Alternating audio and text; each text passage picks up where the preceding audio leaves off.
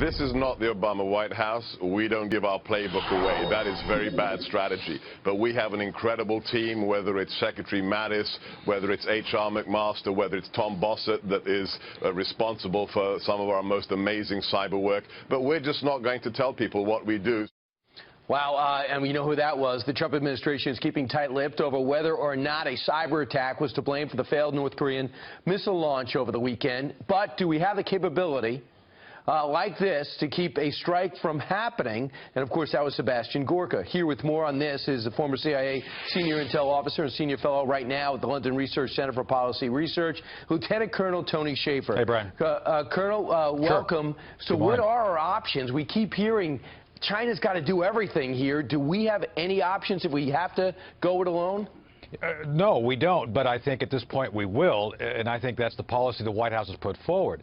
And to your point, to Seb Gorka's point, look, Brian, we've been working this issue since the early 90s, since they became nuclear, and we do have a range of capabilities to include those I would say dark arts, the issue of cyber and other things like that. So I think we're a lot further along than people understand, which is good. With that said, I think the reason we're here is because the Obama administration, who, by the way, Brian, had all these capabilities, just chose not to use them. So the strategic neglect by the Obama White House has left us with a limited number of options. Most of them have to be very aggressive.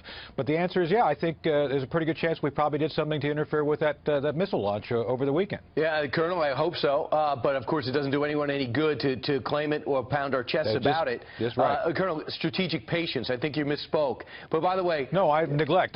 No, I know you did. I'm being sarcastic. But I also like to add this. So the president says to President-elect Trump, by the way, your biggest problem is North Korea, which I ignored for 8 years, which I think people seem to be glancing over. I did see over the weekend we have two responses if military is an option.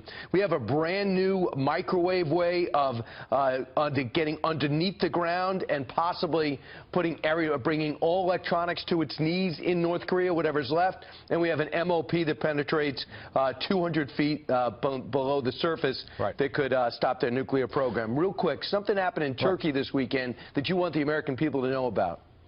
Well, look, President Erdogan essentially had a referendum that he barely won, which actually gives him enormous power. It gives him essentially the power of a dictator. So let's remember, Brian, that Turkey is a NATO ally, but they've been an erstwhile one who has not been very helpful in the war against ISIS and other things. So President Erdogan coming in with new powers is very likely moving Turkey towards a position of him being a dictator and calling for no further elections. So this is a real danger to both the Turkish people and to our alliance with the Turks. This is no small issue, and I think we need to take great notice of Turkey and where it's going right now as well. Colonel, he essentially said, goodbye, Parliament. I'm doing this myself. Even though he had total control of the media, he only got 51% of the vote. This is unbelievable. It really, they said, I think in the Washington Post today, they put Turkey, 1917 to 2017, it's the end of the republic. So I don't know what that's going to do for our relations, but I sense nothing good. It's a real danger. Colonel, thanks so much. Right. Thank you, Brian.